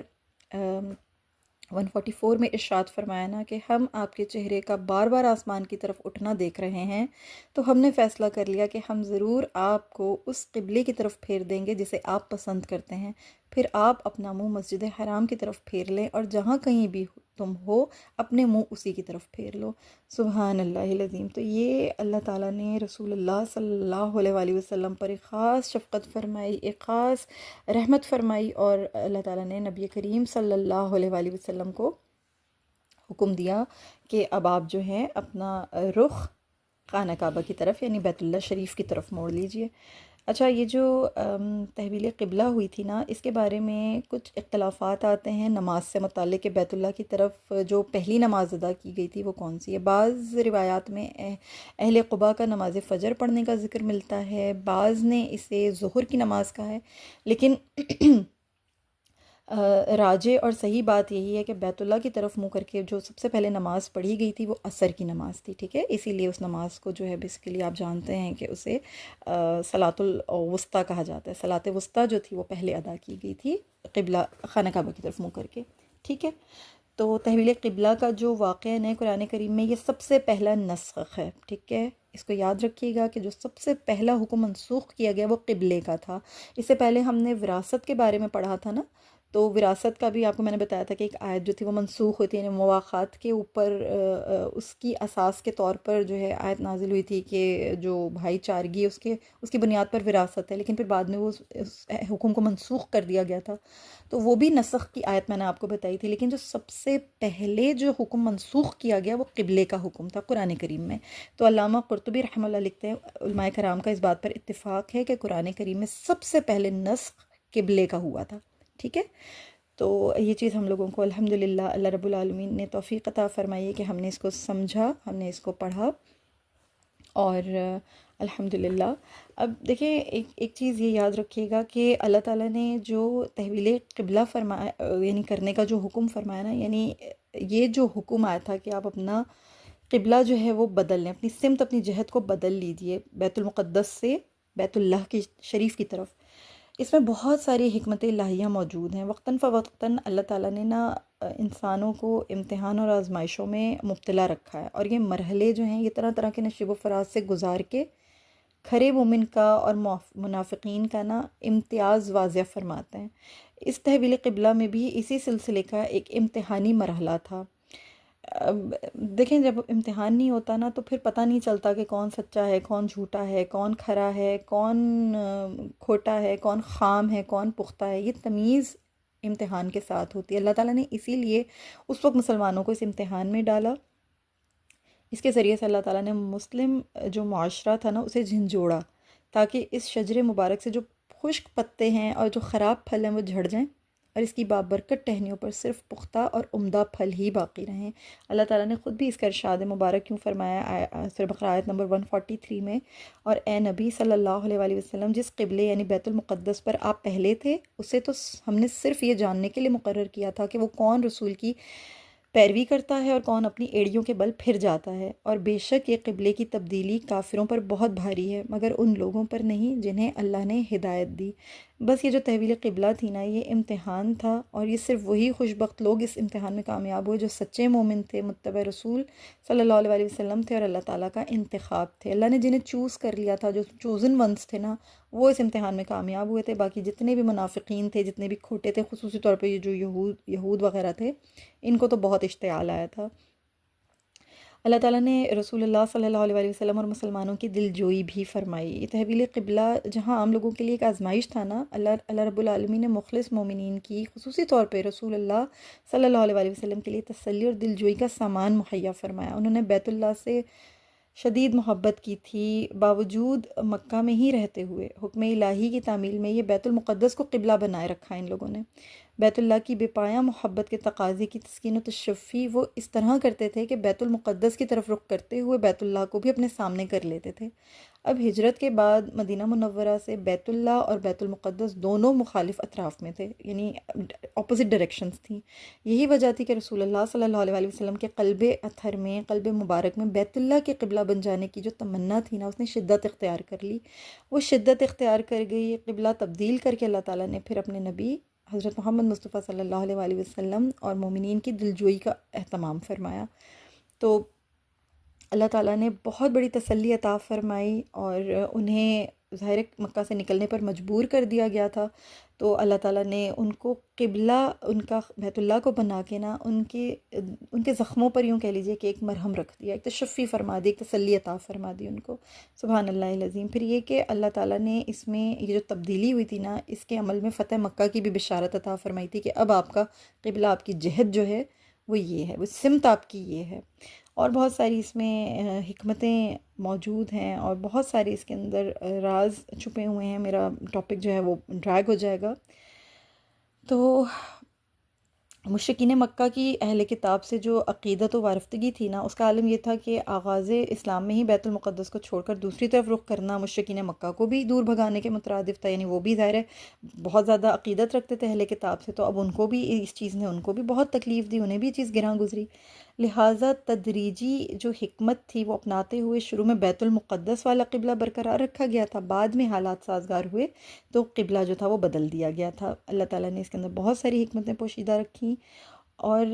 ایک بہت بڑی حکمت اس میں یہ بھی تھی کہ مسلمانوں کا ایک اپنا جداگانہ تشخص ہونا چاہیے تھا، ان کی ایک اپنی شان، ایک امتیازی حیثیت ہونی چاہیے تھی اسلام میں۔ ہر معاملے میں مسلمانوں کی ایک اپنی حیثیت ہے۔ یہود و نصارہ سے مشابہت نہ کرنے کا حکم اسی سلسلے کی کڑی ہے کہ آپ یہود و نصارہ کی مشابہت نہ اختیار کرو، کیونکہ آپ مسلمان ہو، آپ کی ایک اپنی امتیازی حیثیت ہے، جداگانہ شخصیت ہے، ایک اللہ نے آپ کو امتیاز عطا فرمایا ہے، تو آپ کیوں یہود و نصارہ کی کاپیاں کر رہے ہو، کیوں ان کو کاپی کرتے ہو؟ میرے لیے، آپ کے لیے، ہم سب کے لیے بھی یہ حکم تا حیات ہمارے اوپر یہ لاگو ہوتا ہے کہ ہم یہود و نصارہ کی کاپی نہ کریں، ہمارا ایک اپنا تشخص ہے، اسے ہم قائم رکھیں، برقرار رکھیں۔ یہ عصبیت کی بات نہیں ہے، یہ ایک حکیمانہ عمل ہے۔ یہ جو تحویل قبلہ ہوا، اس میں بھی بہت بڑی حکمت پوشیدہ تھی۔ آغاز میں بیت المقدس کو قبلہ بنانا یہ حکمت کا تقاضا تھا۔ اس حکمت کی تکمیل کے بعد علیحدہ تشخص، تحفظ و بقا کا لازمی تقاضا یہ تھا کہ اب یہود کی مخالفت میں ان کے قبلے کو چھوڑ دیں۔ چنانچہ اللہ تعالیٰ نے بیت اللہ کو قبلہ بنا کر یہود کے باطل اعتقادات کی نفی بھی فرما دی تھی۔ سبحان اللہ العظیم۔ پھر اس میں ایک یہ راز بھی پوشیدہ تھا کہ یہ جو اللہ تعالیٰ نے سیدنا ابراہیم علیہ السلام کو اسلام کا حکم دیا تھا، اور اسی اسلام کا جو حکم تھا یہ ابراہیم علیہ السلام نے اپنے بیٹوں کو منتقل فرمایا تھا، جیسا کہ سیدنا یعقوب علیہ السلام نے وقت وفات بھی اپنے بیٹوں کو اس کی وصیت فرمائی تھی۔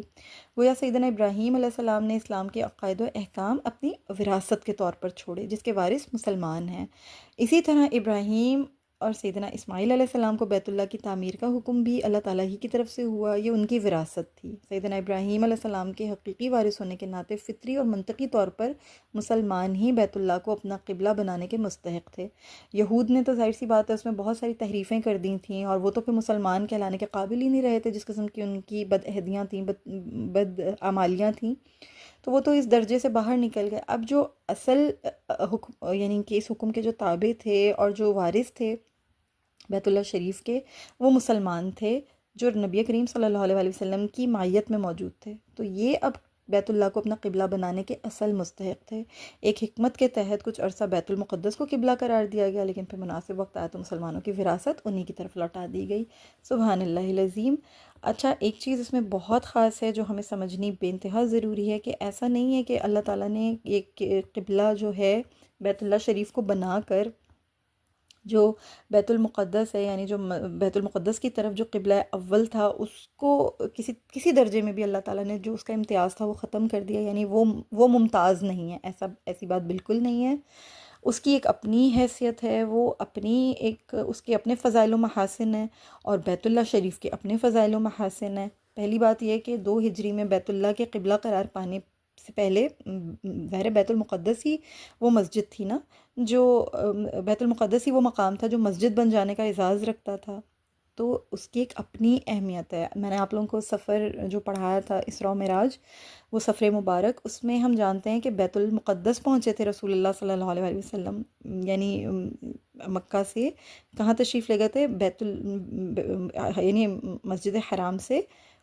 بیت المقدس شریف پہنچے تھے، تو اللہ تعالیٰ نے انہیں جو اسراء کا سفر کروایا تھا، یہاں تمام انبیاء کرام نے باجماعت نماز ادا کی تھی۔ اس نماز کی امامت کا شرف محمد مصطفیٰ صلی اللہ علیہ وسلم کو نصیب ہوا تھا۔ مسجد اقصیٰ کے علاوہ کسی اور جگہ انبیاء کرام کا اجتماع نہیں ہوا، ہم یہ بات جانتے ہیں نا، تو اس حوالے سے اس کے اپنے فضائل و محاسن ہیں۔ یہ ایک بہت خاص مقام رکھنے والی مسجد ہے، اور بیت المقدس کو اس وقت مسجد بننے کا اعزاز حاصل ہوا تھا جب رسول اللہ صلی اللہ علیہ وسلم وہاں تشریف لے کر گئے تھے اور انہوں نے انبیاء کرام کی امامت کروائی تھی۔ تو بہت بابرکت ماحول اللہ نے بیت المقدس کو عطا فرمایا ہے، بیت المقدس کے ارد گرد کے علاقے کو اللہ نے بابرکت فرمایا ہے۔ قرآن کریم میں اللہ تعالیٰ نے کئی مقامات پر بیت المقدس کے نواحات کی جو فضیلت ہے، یا یوں کہہ لیں اس کے مبارک ہونے کو، اللہ تعالیٰ نے ارشاد فرمایا ہے۔ رب العالمین نے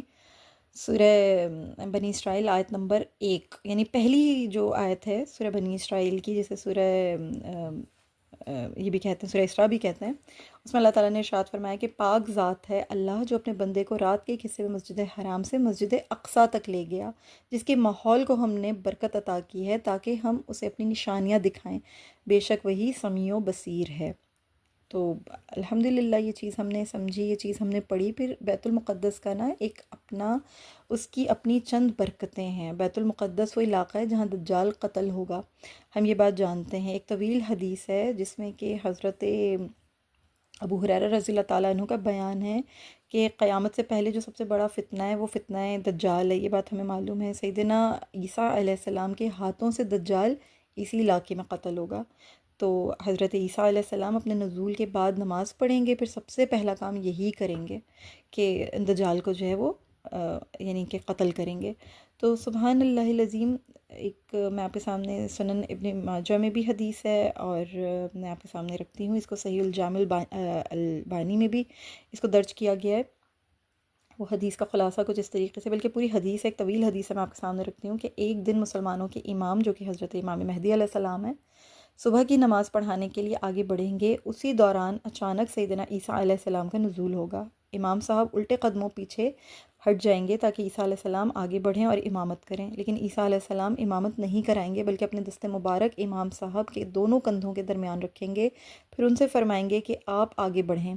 لوگوں کو نماز پڑھائیں، کیونکہ اقامت آپ ہی کے لیے کہی گئی ہے۔ امام صاحب نماز پڑھائیں گے، وہ نماز سے فارغ ہوں گے تو عیسیٰ علیہ السلام فرمائیں گے دروازہ کھولو، دروازہ کھولا جائے گا تو اس کے پیچھے دجال ہوگا، اس کے ساتھ 70,000 یہودی ہوں گے، وہ سب کے سب ساگوان کی لکڑیوں اور مزین تلواروں سے مسلح ہوں گے۔ جو ہی دجال سیدنا عیسیٰ علیہ السلام کو دیکھے گا تو یوں پگھلنے لگے گا جیسے پانی میں نمک گھلتا ہے، وہ بھاگنے لگے گا۔ سیدنا عیسیٰ علیہ السلام فرمائیں گے تیری تقدیر میں میری ایک ضرب ہے، اب تو اس ضرب سے بچ نہیں سکتا،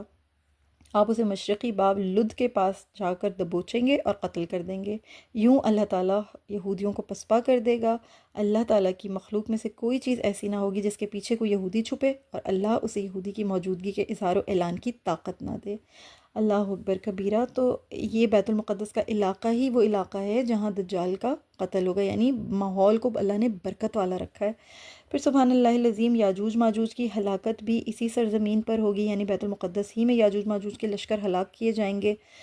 یہ بھی ایک طویل حدیث ہے۔ پھر بیت المقدس کا علاقہ ایسا علاقہ ہے کہ جہاں پر رسول اللہ صلی اللہ علیہ وسلم کے فرمان کے مطابق لوگوں کو جو ہے جمع کیا جائے گا، یعنی ملک شام ہی لوگوں کو جو ہے وہ اکٹھا کرنے کی جگہ ہے، الشام ارض المحشر والمنشر، ٹھیک ہے، یہ بھی رسول اللہ صلی اللہ علیہ وسلم کی حدیث مبارک ہے۔ تو بہت ساری اس کی فضیلتیں ہیں، بہت سے اس کے محاسن ہیں، اس کی برکات ہیں، ہم اس سے انکار نہیں کر سکتے، لیکن بہرحال اللہ تعالیٰ نے یہود کے قبلے کو ان کی خرافات تھیں، جو ان کی بدعہدیاں تھیں، جو ان کی برائیاں تھیں، اور پھر مسلمانوں کا جو ایک اپنا شخصی تشخص تھا اس کو اجاگر کرنے کے لیے اور ان کے اعتقاد اور ان کے باطل نظریات کی نفی کرنے کے لیے ان سے ہمارے قبلے کو علیحدہ کر دیا، اور دنیا تک یہ پیغام چلا گیا کہ مسلمان ایک الگ امت ہیں، ایک الگ قوم ہے، ایک الگ ان کا قبلہ ہے، الگ ان کا دین ہے، الگ شریعت ہے، ان کا اپنا ایک نظام ہے، ان کا اپنا ایک نفاذ ہے۔ یہ ساری چیزیں اس کے اندر پوشیدہ تھی، راز ان کے اندر بہت سی اور حکمتوں کے ساتھ ساتھ یہ راز بھی پوشیدہ تھے۔ سبحان اللہ العظیم۔ پھر جہاد فی سبیل اللہ کا حکم آیا، یعنی اللہ تعالیٰ نے مسلمانوں کو جو صراط مستقیم پر چل رہے تھے اور مسلسل سعی جمیل کر رہے تھے، ان کو پروردگار نے جہاد فی سبیل اللہ کا حکم دیا، اور یہ جو جہاد ہے نا، یہ جد و جہد کے آخری درجے اور منتہائی کمال کا نام ہوتا ہے۔ یہ غیر اللہ کی بندگی، ظلم، غارت گری، ناانصافی، سفاکی، ناپاکی، شرارت اور جتنی بھی شیطانیت ہے اس کو مٹا کر بنی نوع انسان کو اللہ کی رحمت و مرحمت اور امن و انصاف کی چھاؤں میں لانے کا ذریعہ ہے۔ تو اللہ نے مسلمانوں کو جہاد کا فریضہ بھی جو ہے ان کے اوپر فرض قرار دیا، اور اس کی ضرورت و اہمیت اور اقامت دین کی راہ میں جو بھی بے مثال قربانیاں ہیں صحابہ کرام کی، انشاءاللہ جیسے جیسے وہ آئیں گے اپنے اپنے مقام پر، انشاءاللہ تعالیٰ میں آپ لوگوں کے سامنے وہ بھی رکھوں گی، اور ہم وہ بھی مطالعہ انشاءاللہ تعالیٰ کریں گے کہ کس قدر اللہ تعالیٰ نے مسلمانوں کو صبر اور کتنے یعنی مجبوری اور بے کسی بے چارگی کے بعد کتنی اللہ تعالیٰ نے پریکٹس کروائی، کتنا اللہ تعالیٰ نے مسلمانوں کے اندر مشقت، طاقت اور ان ساری چیزوں کو اللہ نے اجاگر فرمایا، اس کے بعد جہاد کو اللہ نے فرض قرار دیا۔ تو وہ حکمتیں میں آپ کے سامنے ضرور رکھنا چاہوں گی۔ جہاد بھی ایک مستقل ٹاپک ہے، ایک نہایت ڈیٹیلڈ اس کی بھی جو تفاصیل ہیں بہت زیادہ ٹائم ٹیکنگ ہیں، تو میں آپ لوگوں کے سامنے چند باتیں اختصار کے ساتھ رکھتی ہوں کہ جہاد کے لغوی اور اصطلاحی معنی کیا ہیں۔ دیکھیں، جہاد کا جو لغوی اور اصطلاحی معنی ہے نا، وہ میں آپ کے سامنے یوں رکھتی ہوں کہ عمومی اصطلاحی معنی جو ہے جہاد کا وہ یہ ہے کہ یعنی انسان جو ہے وہ اپنے قول اور عمل کی پوری قوت صرف کر دے، یعنی قول و عمل کی پوری قوت صرف کر دینا، یہ جہاد کا عمومی اصطلاحی معنی ہے، ٹھیک ہے۔ اور یہ جو جہاد کا جو اطلاق ہے یہ نفس پر بھی ہوتا ہے، شیطان پر بھی ہوتا ہے، یہ فساق پر بھی ہوتا ہے، یعنی ان سب کے خلاف جو مجاہدہ ہے نا، وہ بیسیکلی جہاد ہے، یعنی قول و عمل کی پوری قوت کو صرف کر دینا، ٹھیک ہے۔ شیطان سے مجاہدہ کیا ہے کہ شبہات کو، وسوسوں کو دور کرنا، ان پر سبقت لے جانا، ان سے خود کو بچانا۔ فاسقوں سے مجاہدہ کیا ہے کہ ہاتھ، زبان، دل، ان سے ان کے خلاف جو ہے مجاہدہ کیا جائے، پوری قوت کو بروئے کار لایا جائے۔ اور کفار سے مجاہدہ کیا ہے کہ مال، زبان اور دل سے، ٹھیک ہے، اور ہاتھ سے بھی، تو یہ ان کے خلاف مجاہدہ ہے۔ تو یہ جہاد کا ایک عمومی اصطلاحی معنی ہے۔ جہاد کا جو خصوصی اصطلاحی معنی ہے وہ یہ ہے، یعنی اس کی اصطلاحی تعریف اگر آپ خصوصی طور پر اگر آپ کرتے ہیں تو وہ یہ ہے کہ کفار کے خلاف لڑائی میں اپنی پوری طاقت صرف کرنے کا نام جہاد ہے، ٹھیک ہے۔ تو یعنی قرآن و سنت کی نصوص میں عام طور پر لفظ جہاد جو ہے یہ اللہ کے کلمے کی سربلندی کے لیے کفار سے تلوار کے ذریعے سے لڑنا ہے، ٹھیک ہے، یہ اس کے معنوں میں استعمال ہوا ہے۔ البتہ جہاں دوسرے معنوں میں آیا ہے، کوئی اور قرینہ ہے، تو پھر اسی معنی کا اعتبار کیا جائے گا۔ تو یہ تو ہو گئے اس کے عمومی اور خصوصی اصطلاحی معنی۔ اب میں آپ لوگوں کے سامنے تھوڑا سا یہ رکھتی ہوں کہ دیکھیں جو بھی جو جہاد کی جو مشروعیت ہے نا، یہ بہت اہم موضوع ہے۔ اس کے تحت ہمیں ان باتوں کو سمجھنا بہت ضروری ہے کہ جہاد کی اجازت کب ملی تھی، عہد نبوی میں جہاد کا عمل کن کن مراحل سے گزرا، یہ چیزیں جاننا ہمارے لیے بہت ضروری ہے کہ اسلام میں جنگ کا مقصد خون خرابہ کرنا نہیں ہے، بلکہ اقوام عالم کو عدل و انصاف کے ساتھ، امن و امان کے ساتھ اور انتہائی شائستہ تہذیب و تمدن کی راہ پر گامزن کرنا ہے، یا ان کو ایٹ لیسٹ وہ راہ دکھانا ہے۔ اصل جہاد کا مقصد یہ ہے۔ تو سمجھنا بہت ضروری ہے کہ یہ قتال کا حکم جو آیا تھا اور یہ سب کچھ جو اللہ تعالیٰ نے جو یہ نافذ فرمایا تھا یہ حکم، اس کے پیچھے حکمتیں کیا ہیں؟ دیکھیں مکی دور میں نا لڑائی سے باز رہنا، مشرکین کی طرف سے اذیت رسانی، صبر و استقامت کا مظاہرہ کرنا، یہ دین حنیف کی دعوت و تبلیغ کا فرض تھا، اور یہ مسلسل رسول اللہ صلی اللہ علیہ وسلم اور ان کے صحابہ کرام انجام دیتے رہے۔ مکہ مکرمہ میں جہاد کی ٹوٹل ممانعت تھی، قتال سے منع فرمایا گیا تھا۔ ابتدائی مراحل میں نبی کریم صلی اللہ علیہ وسلم نے مسلمانوں کو اس کی اجازت نہیں دی تھی۔ کوئی شخص اگر یہ کہتا بھی تھا نا رسول اللہ صلی اللہ علیہ وسلم کی خدمت میں حاضر ہو کے کہ یا رسول اللہ صلی اللہ علیہ وسلم، جب ہم مشرک تھے تو معزز تھے، اب جب کہ ہم ایمان لے آئیں تو ذلیل ہو گئے ہیں، ہمیں کفار و مشرکین سے لڑنے کی اجازت دے دیجئے۔ آپ صلی اللہ علیہ وسلم نے کیا فرمایا تھا کہ انی امرت بالعفو ولا تقاتلوا، مجھے درگزر کرنے کا حکم دیا گیا ہے، بس تم قتال نہ کرو، ٹھیک ہے۔ اس مرحلے میں قتال کی ممانعت کا حکم اللہ تعالیٰ نے بھی قرآن مجید میں اس طرح ارشاد فرمایا تھا، تم نے ان لوگوں کو بھی دیکھا جن سے کہا گیا کہ اپنے ہاتھ روکے رکھو اور نماز قائم کرو اور زکوٰۃ دو۔ اب جو انہیں لڑائی کا حکم دیا گیا ہے تو ان میں سے ایک فریق لوگوں سے اس طرح ڈرتا ہے جس طرح اللہ سے ڈرنا چاہیے، یا کچھ اس سے بھی بڑھ کر، اور وہ کہتے ہیں اے ہمارے رب، تو نے ہم پر لڑائی کیوں فرض کر دی؟ علاوہ ازیں بیت عقبہ کی رات اہل مدینہ نے جب رسول اللہ صلی اللہ علیہ وسلم سے اہل منا پر حملہ کرنے کے لیے قتل کی، یعنی ان کو قتل کرنے کی اجازت طلب کی تھی نا، تو رسول اللہ صلی اللہ علیہ وسلم نے اس وقت بھی یہ فرمایا تھا، لم عمر بذالک، یعنی مجھے اس کا حکم نہیں ہے، مجھے اس کی اجازت نہیں ہے۔ اللہ تعالیٰ نے ارشاد فرمایا، ارشاد علی پاک ہے کہ اے نبی صلی اللہ علیہ وسلم، ایمان لانے والوں سے کہہ دو جو لوگ اللہ کی طرف سے برے دن آنے کا کوئی اندیشہ نہیں رکھتے، ان کی حرکتوں پر درگزر سے کام لیں تاکہ وہ کچھ لوگوں کو اس کا بدلہ دے جو وہ کماتے رہے تھے۔ تو یہ جو آیات ہے نا، اس آیت یہ والی جو آیت ہے جو کہ سورہ اللہ تعالیٰ نے سورہ جاسیہ میں ارشاد فرمائی ہے آیت نمبر 14 میں کہ اے نبی، ایمان لانے والوں سے کہہ دو کہ جو لوگ اللہ کی طرف سے برے دن آنے کا کوئی اندیشہ نہیں رکھتے۔ اس آیت کی تفسیر میں امام ابن کثیر رحمہ اللہ فرماتے ہیں ان سے درگزر کریں اور ان کی طرف سے پہنچنے والی ایذا برداشت کریں۔ یہ حکم ابتدائی اسلام میں تھا کہ مسلمان مشرکین اور اہل کتاب کی ذرا ثانی پر صبر کریں تاکہ اس طرح ان کی تالیف قلب ہو، لیکن جب وہ دشمنی میں بڑھتے ہی چلے گئے تو اللہ تعالیٰ نے مومنوں کے لیے ان سے اپنے دفاع اور جہاد کو مشروع قرار دے دیا۔ ابن عباس رضی اللہ تعالیٰ عنہما اور قتادہ سے بھی یہی بات مروی ہے، ٹھیک ہے۔ تو سب اہل علم کا اتفاق اس بات کے اوپر ہے کہ جہاد کی جو مشروعیت ہے یہ ہجرت مدینہ کے بعد ہوئی تھی۔ مکہ میں جہاد کرنے کی ممانعت تھی، اس کی چند حکمتیں ہیں، حکمتیں میں آپ کے سامنے ضرور رکھنا چاہوں گی تاکہ ہمارے اس میں اضافہ ہو سکے ہمارے علم میں۔ دیکھیں مکہ مکرمہ میں جہاد فرض نہ ہونے اور قتال نہ کرنے کی اجازت، یعنی قتال کرنے کی اجازت اس لیے نہیں ملی تھی کیونکہ مکی دور جو تھا نا وہ دعوت اسلام کا ابتدائی دور تھا۔ لوگ اسلام کو قبول کرنے کے لیے رسول اللہ صلی اللہ علیہ وسلم کی تربیت میں آ رہے تھے اور تیار ہو رہے تھے۔ ان کی تربیت اور ان کی تیاری ایک اہم ترین مرحلہ تھا۔ رسالت میں آپ صلی اللہ علیہ وسلم کی رہبری میں مسلمانوں کو اسلام کے جو مقاصد جلیلہ تھے نا، ان کی فکری اور عملی اعتبار سے ان کی تیاری زیادہ اہم تھی، اس کے لیے انہیں زیادہ مستعد فرمانا تھا، اس لیے انہیں ایک ایسا صبر آزما اور ایسا کوئی مشقت والا ماحول ظاہر ان کو پیش آیا جس میں ان کو صبر کرنا تھا، انہیں بہت ہی صبر و استقامت کا مظاہرہ کرنا تھا، اور یہ بہت ہی عظیم الشان اوصاف تھے۔ ان کی مشق ایکچولی اللہ رب العزت کی راہ میں بہت بڑی قربانی بھی تھی، یعنی یہ جو صبر کر رہے تھے، جو استقامت اپنے اندر پیدا کر رہے تھے، اور کسی بھی صبر آزما احوال کو پیش آنے کے بعد وہ ریٹیلیٹ نہیں کر رہے تھے، اذیتیں جھیل رہے تھے، ناگوار امور کو برداشت کر رہے تھے، یہ ایکچولی اللہ کی راہ میں ان کی ایک بہت بڑی قربانی تھی۔ اس کے لیے انہیں تیار کرنا تھا کہ وہ صبر و استقامت جیسے عظیم مشان اوصاف اپنے اندر پیدا کریں، ان کی ایک تربیت ہو، ان کی رہبری میں، رسول اللہ صلی اللہ علیہ وسلم کی رہبری میں ان کو یہ مقاصد جلیلہ کی تکمیل کروانی تھی۔ دوسری بات یہ تھی کہ مکہ کا جو جہلانہ معاشرہ تھا نا، اس میں جنگجوئی اور مقابلہ آرائی دین حنیف کی دعوت کی راہ میں بجائے خود ایک بہت بڑی رکاوٹ بن سکتی تھی۔ اس مقصد کے لیے، جو کہ ایک بہت مقدس مقصد تھا، اسلامی تحریک کو پرامن طریقے سے چلانا، اگر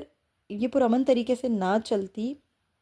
تو پھر مناسب اور مؤثر طریقہ کار جو تھا وہ نہ اپنایا جاتا، بلکہ جنگ و جدال ہوتا، اور بنسبت پرامن تحریک کے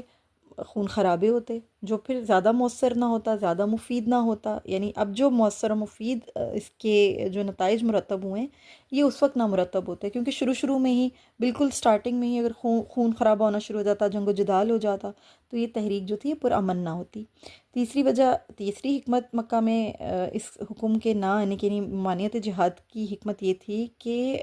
بہت خوشبخت انسان تھا جو مسلمان ہوتا تھا، اس کے خاندان کے لوگ اس کے دشمن بن جاتے تھے اور اس پر تشدد کرتے تھے اور اس کو مارتے تھے۔ اگر وہ بھی اس تشدد کا جواب اپنے اہل خانہ کو لڑائیاں کر کے دیتا تو لڑائی گھر گھر پھیل جاتی، اس کا اندیشہ تھا نا، اس لیے اللہ تعالیٰ نے اس کام کو روکے رکھا، اللہ نے مسلمانوں کو روکے رکھا، اور عام مشرکین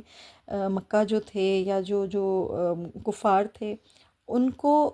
جتنا مرضی وہ ظلم و جبر کر رہے تھے، مسلمانوں کی طرف سے ان کو کسی قسم کا تشدد یا کسی قسم کا ریٹیلیشن کا سامنا نہیں کرنا پڑا، ورنہ تو نعوذ باللہ پھر اسلام ایک جھگڑالو دین کہلاتا، تو مسلمانوں پر پھر یہ تہمت لگنا شروع ہو جاتی۔ مشرکین تو ہر موقع کی تلاش میں تھے کہ کسی طریقے سے مسلمانوں کو ذلیل کریں، مسلمانوں کے اوپر برائی کا ارتکاب کریں، یا مسلمانوں کو کسی نہ کسی طریقے سے جو ہے وہ بدنامی کا سامنا کروائیں، تو اللہ نے اس وجہ سے بھی ان کو روکے رکھا۔ پھر یہ حکمت بھی تھی کہ مسلمانوں کو ظاہر سی بات ہے،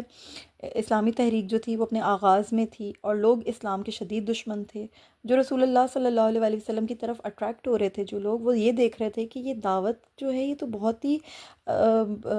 صبر کے ساتھ ہو رہی ہے، بہت ہی یعنی کہ امن کے ساتھ ہو رہی ہے، تو جو شدید مخالفین تھے نا، وہ نبی اکرم صلی اللہ علیہ وسلم کی دعوت کے حقائق و بصائر سے آگاہ ہو کر پھر اسلام کے سب سے بڑے فدائی اور پشت پناہ بن گئے۔ انہوں نے دیکھا یہ تو عدم تشدد کے ذریعے سے قبول کروا رہے ہیں حق کو، حق تو یعنی کہ عدم تشدد کے ذریعے سے پھیل رہا ہے، تو پھر جو قبول حق تھا نا، وہ اس کی ان کو مہلت ملی، انہیں مہلت ملی کہ وہ امن کے ساتھ غور و فکر کر کے اور دل کی گہرائیوں سے اس ایمان کو قبول کریں، انہیں یہ مہلت ملی، ورنہ تو اگر لڑائی کے زور پہ، جیسے کہ آج ہمارے جتنے بھی مشرکین ہیں، جتنے بھی کافرین ہیں، اور جتنے بھی خاص طور پر جو اسلام مخالف لوگ ہیں، وہ یہ کہتے ہیں کہ اسلام تو ہے ہی شدت پسندین اور اس میں تو شدت ہے، یہ تو پھیلے ہی تلوار کے زور پر ہے۔ تو آپ دیکھیں کہ مکہ میں 13 سال کتنے سخت حالات رہے، لیکن اللہ تعالیٰ نے وہاں پر اتنی سنگین آزمائشوں کے باوجود بھی نہ قتال کا حکم دیا، نہ جہاد کا حکم دیا، نہ ریٹیلیٹ کرنے کا حکم دیا، انہیں کسی قسم کا رد عمل اللہ نے کرنے سے روکے رکھا۔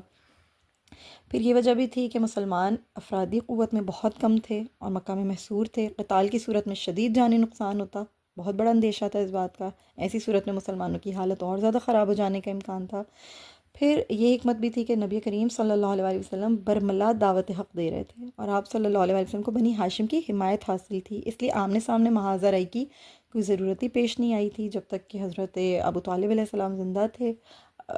بنی ہاشم آپ کو مکمل طور پر آپ کی سپورٹ کر رہے تھے، تو کیا ضرورت تھی کہ آپ آمنے سامنے آ کر محاذ آرائی کریں۔ یہ بھی ایک وجہ تھی، کوئی حکم نہیں آیا، ممانعت جہاد رہی۔ پھر عربوں میں ایک بہت قابل تعریف خوبی یہ تھی کہ وہ مظلوم سے ہمدردی کرتے تھے، اور ان کی نظر میں مظلوم اخلاقی لحاظ سے ایک صاحب فضیلت شخص قرار پاتا تھا۔ عربوں کی رائے عامہ میں اگر مسلمان جو تھے، اگر اس تکلیف پر صبر نہ کرتے اور مسلمان صبر کا وہ مقام حاصل نہ کر لیتے جو انہیں حاصل ہوا تھا، تو جو باہر سے مدینہ کے لوگوں نے آ کر جو ان کو اپنائیت دی تھی اور ان کو قابل ہمدردی سمجھا تھا اور ان کی طرف اخلاقی لحاظ سے انہیں فضیلت کا مستحق قرار دیا تھا، پھر یہ نہ دیتے. وہ کہتے کہ بھئی یہ لوگ تو اسی طرح کے لوگ ہیں، جیسے وہ جنگلی ایسے یہ جنگلی، جیسے وہ مار کٹائی کرتے ہیں ایسے یہ مار کٹائی کرتے ہیں. تو ان میں برتری کا کوئی احساس نمایاں وصف بن کر اجاگر ہی نہ ہوتا. مسلمانوں کا صبر ان کے ان کے مظلوم ہونے کا ایک منہ بولتا ثبوت تھا. اس کی وجہ سے انہیں باہر سے ہمدردی ملی تھی، وہ صاحب فضیلت قرار پائے. اور یہ عربوں کی نا ایک قابل تعریف خوبی تھی. عرب اسی طرح کے تھے کہ کسی کو اگر مظلوم دیکھتے تھے تو نو میٹر واٹ، وہ چاہے حق پہ تھا چاہے حق پہ نہیں تھا، لیکن اگر ان کی نگاہ میں وہ مظلوم تھا اس کو وہ ہمدردی ضرور دیتے تھے، اس کو صاحب فضیلت سمجھتے تھے، اس کو فضیلت دیتے تھے. اور اس کی بہت ساری مثالیں ہم نے پیچھے دیکھی ہیں. تو الحمدللہ یہ کچھ ایسی حکمتیں تھیں جن کی وجہ سے اللہ تعالیٰ نے مکہ میں منع کیا تھا، روک رکھا تھا. پھر ایسا نہیں تھا کہ عدم قتال کا مطلب یہ آپ سمجھیں کہ مسلمانوں کو مشرکین کے خلاف ہر قسم کی کارروائی پر پابند رہنے پر عائد کیا ہوا تھا اسلام نے یا ہمارے دین نے یا اللہ تعالیٰ نے. ایسا نہیں تھا. سیرت مقدسہ کی بہت سی ایسی مثالیں ہم پیچھے پڑھ کر آئے ہیں کہ مشرکین کے خلاف جو ضروری کارروائیاں تھیں اور جو دفاعی لڑائی تھی، اگر اس کا جواز ثابت ہو جاتا تھا نا تو انفرادی طور پر اپنے آپ کا دفاع کرتے تھے مسلمان. ایسا نہیں تھا کہ انفرادی طور پر نہیں کرتے تھے، اجتماعی طور پر جو ہے وہ ایک صف آرا ہو کر لڑنے کی پابندی تھی. ادروائز جیسے مثال میں آپ کو دیتی ہوں کہ جیسے رسول اللہ صلی اللہ علیہ وسلم کو قتل کرنے کی غرض سے حضرت عمر فاروق رضی اللہ تعالیٰ عنہ تلوار لے کر جب پہنچے تھے تو وہاں پہ حضرت حمزہ رضی اللہ تعالیٰ عنہ موجود تھے. سیدنا حمزہ رضی اللہ تعالیٰ عنہ نے کیا عرض کیا تھا رسول اللہ صلی اللہ علیہ وسلم سے؟ انہوں نے جب دیکھا تھا کہ حضرت عمر فاروق رضی اللہ تعالیٰ عنہ تلوار گلے میں لٹکائے ہیں تو انہوں نے یہ عرض کیا تھا کہ آپ انہیں اندر آنے کی اجازت دے دیجئے اللہ کے رسول صلی اللہ علیہ وسلم. اگر وہ بھلائی کے ارادے سے آئے ہیں تو ہم بھی ان کے ساتھ بھلا سلوک کریں گے، اور اگر وہ برے ارادے سے آئے ہیں تو ہم انہیں کی تلوار سے قتل کر ڈالیں گے. تو یہ ہمیں ملتی ہے نا پیچھے کی اگزامپل. پھر اسی طریقے سے سعد بن ابی وقاص رضی اللہ تعالیٰ عنہ کا بھی ایک واقعہ ہم نے پڑھا تھا کہ عثمان بن مظعون رضی اللہ تعالیٰ عنہ کی آنکھ پر ایک کافر نے، ایک مشرک نے، عثمان بن عبداللہ بن ابی امیہ نے تھپڑ مارا تھا ان کی آنکھ کے اوپر. تو حضرت سعد بن ابی وقاص رضی اللہ تعالیٰ عنہ کو بہت غصہ آیا تھا یہ واقعہ دیکھ کر. سعد بن ابی وقاص رضی اللہ تعالیٰ عنہ بہت جری انسان تھے، بہت بہادر شخص تھے. انہوں نے جب دیکھا میرے مسلمان بھائی پر ظلم ہو رہا ہے تو انہوں نے آنن فانن عثمان بن عبداللہ پر چڑھائی کر دی تھی. اسے اتنا مارا تھا جوش غضب میں کہ اس کی ناک توڑ ڈالی تھی جسے خون بہنے لگا تھا. تو یہ بھی ایک واقعہ ہمیں ملتا ہے. پھر حضرت عمر فاروق رضی اللہ تعالیٰ عنہ نے خود اپنا دفاع کیا تھا. وہ لڑے تھے جب جمیل بن معمر نے ان کے اوپر قبول اسلام کے بعد ان کو مارا تھا اور کفار قریش ان پر چڑھ دوڑے تھے. تو یاد ہے میں نے آپ لوگوں کو یہ بات بتائی تھی کہ اتنا ریٹالیٹ کیا تھا حضرت عمر فاروق رضی اللہ تعالیٰ عنہ نے ان لوگوں کے ساتھ، خود بھی آگے بڑھ کے آپ نے ان لوگوں کو مارا تھا اور یہاں تک کہ سورج ان کے سروں پر آ گیا تھا. تو یہ کچھ واقعات اس طرح کے جن سے ہمیں احساس ہوتا ہے کہ انفرادی حیثیت میں ریٹالیٹ کر سکتے تھے مسلمان، لیکن مکمل طور پر جو تھا اجازت نہیں تھی کہ صف آرا ہو کر جو ہے آپ مسلمان جو ہیں وہ لڑیں. قتال کی اجازت اللہ تعالیٰ نے اس وقت عطا فرمائی جب مسلمان آپس میں مضبوط ہو گئے، مسلمانوں کی ایک جماعت تیار ہو گئی اور مدینہ کے اندر ایک جو فضا تھی وہ ہموار ہو گئی. اور پھر باہر سے جو مشرکین تھے مکہ کے اور جو کفار تھے مکہ کے، وہ اب چھیڑ خانیاں مستقل کر رہے تھے. ان کا شہر چھوڑ کر ہجرت فرما چکے تھے مسلمان، لیکن اس کے باوجود وہ کوئی نہ کوئی اس طرح کی شرارت کر رہے تھے جس کی وجہ سے اب مسلمانوں کے اوپر یہ چیزیں جو تھیں یہ فرض ہو گئی تھیں کہ اب وہ صف آرا ہو سکتے ہیں. پھر دفاع کا حکم بھی دیکھیں آیا تھا نا، رسول اللہ صلی اللہ علیہ وسلم مسلمانوں کو دفاع کرنے کا بھی حکم دیا تھا کہ بھئی مکہ میں اگر تنگ ہو رہے ہیں تو آپ حبشہ ہجرت کر جائیں. انہوں نے وہاں حبشہ ہجرت کی تھی، پھر مدینہ شریف بھی ہجرت کر گئے تھے. تو یہ اپنا دفاع انہوں نے اپنے تئیں کیا تھا. اللہ نے اب جو حکم دیا تھا قتال کی، جو اصل معنوں میں جو اجازت آئی تھی یا جو اس کی حرمت تھی، وہ یہ تھی کہ اب یہ اباحت کے حکم میں داخل ہو گئی تھی. یعنی اب مسلمان صف آرا ہو کر مشرکین سے قتال کرنا چاہیں تو اس اقدام کی ان کو اجازت ہے، اگر نہیں کرنا چاہیں تو ان کی مصلحت، ان کی مرضی پر یہ چیز موقوف ہے. یعنی کہ یہ امر جو ہے یہ لازم نہیں ہے. اگر تو حالات اس طرح کے ہوں کہ آپ ان سے جو ہے قتال کریں تو آپ ضرور کریں، اگر قتال کرنا بہت لازم و ملزوم نہ ہو تو نہ کریں. آپ ان کے ساتھ حسن سلوک سے بھی پیش آ سکتے ہیں۔ تو مسلمانوں کو یہ جاننا بہت ضروری ہے کہ یہ جو عمومی طور پہ جو فرضیت ہے، یہ کن موقعوں پر جو ہے یہ فرض ہے، یعنی یہ کون سے ایسے حالات و واقعات ہوں جن میں کہ جہاد جو ہے یہ لازم ہے۔ ضروری نہیں ہے کہ مسلمان ہر وقت ہر بات کے اوپر جو ہے وہ نکالیں تلوار اور شروع ہو جائیں۔ یہ وجوہات جو فرض جہاد میں شامل ہیں وہ یہ ہیں کہ انسان کی اصل وجہ تخلیق، مقصد حیات صرف اللہ تعالیٰ کی بندگی ہے اور اعلاء کلمت الحق ہے۔ دنیا کے ہر انسان تک دین حنیف کا پیغام پہنچانا ہر مسلمان کا فرض ہے۔ اگر کوئی طاغوتی طاقت مسلمانوں کی اس فریضے کی ادائیگی میں مزاحمت کرے تو اسے شائستگی سے سمجھانا، میٹھے اور آسان الفاظ میں روح اسلام سے آگاہ کرنا اور اللہ کی بندگی کی دعوت دینا یہ نہایت ضروری کام ہے۔ اگر کوئی طاقت یہ ناصحانہ بات نہ مانے اور جزیہ بھی ادا کرنے سے انکاری ہو تو پھر بدرجہ آخر اسلامی مملکت کے سربراہ کے حکم پر اس کے خلاف جہاد کرنا فرض ہو جاتا ہے۔ تو بالکل آخری سٹیج پر جا کر جہاد فرض ہوتا ہے، کیپ ان یور مائنڈ۔ پھر اگر کوئی غیر مسلم ملک مسلمانوں کے کسی ملک پر حملہ کر دے تو مسلمانوں کے ملک کو بچانے اور دشمنی کی گرفت سے محفوظ رکھنے کے لیے بھی تمام مسلمانوں پر جہاد فرض ہو جاتا ہے۔ پھر یہ کہ اگر مسلمان بحیثیت اقلیت کسی غیر مسلم ملک میں پرامن طور پر رہتے ہیں اور غیر مسلموں کی اکثریتی حکومت مسلمانوں کو ان کے دینی معتقدات اور اعمال صالح کی زندگی بسر کرنے کی اجازت نہیں دیتی، ان کے معاش اور ان کے اقتصاد کے وسائل لوٹتی ہے، ان کی توہین کرتی ہے یا ان پر ناحق ظلم ڈھاتی ہے، تو ایسے مظلوم مسلمان بھائیوں کی حفاظت و اعانت کے لیے بھی جہاد کرنا ہر مسلمان کا فرض ہے۔ تاہم رسالت مآب صلی اللہ علیہ وسلم نے دوران جہاد جو امور ملحوظ رکھنے کی تاکید فرمائی ہے ان کی پابندی بہرحال شرط لازم ہے، اور وہ جو امور ہیں وہ آپ اچھے طریقے سے جانتے ہیں کہ وہ رسول اللہ صلی اللہ علیہ وسلم نے کس طریقے سے فرمائے ہیں کہ آپ بچوں کو، بوڑھوں کو، کمزوروں کو، عورتوں کو، بیماروں کو، درختوں کو، جانوروں کو اور لوگوں کی جو ذاتی جو املاک ہے ان کو نقصان نہیں پہنچائیں گے، اور جو قیدی ہوں گے ان کے ساتھ بھی جو ہے وہ غیر شائستہ سلوک نہیں کیا جائے گا، اور بہت ساری اس طرح کی شرائط جو آپ صلی اللہ علیہ وسلم نے رکھی تھیں کہ جلایا نہیں جائے گا، کاٹا نہیں جائے گا درختوں کو، اور نقصان اس طرح کا نہیں ہوگا کہ جس کا سد باب نہ ہو سکے، پانی نہیں بند کیا جائے گا، اور